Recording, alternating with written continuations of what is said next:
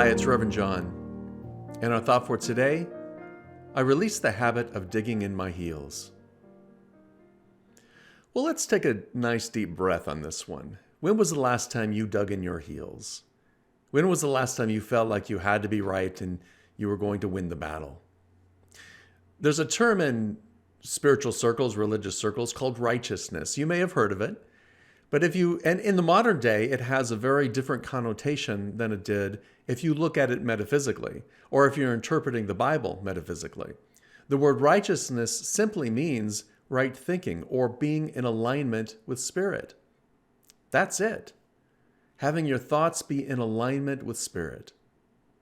Self-righteousness, on the other hand, is a wonderful word because it very clearly describes where we're coming from. Instead of spirit, we're coming from self, the small self, the ego self. Self-righteousness is our ego.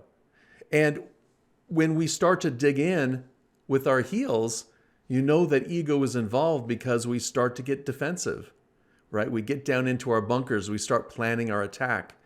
We start spreading rumors in innuendo or gossip or talking behind someone's back.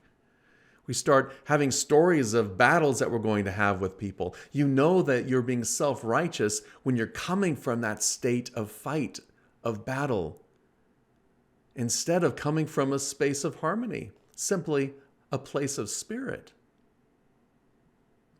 So when you find yourself, and I don't think it's an if, I think it's a win for most human beings, right? When we find that we're digging in our heels about something, instead of getting self-righteous about it and setting ourselves up as I have the moral high ground, and of course you all better fall in line because I'm right, seek instead understanding. Seek to understand the other person and where they're coming from. Seek to understand what's in the other person's heart. You may find that you're not really that far off. If you understood what was really someone's motivation and what they were trying to accomplish, you might find some common ground. Seek first understanding of self. Seek to understand your own drivers.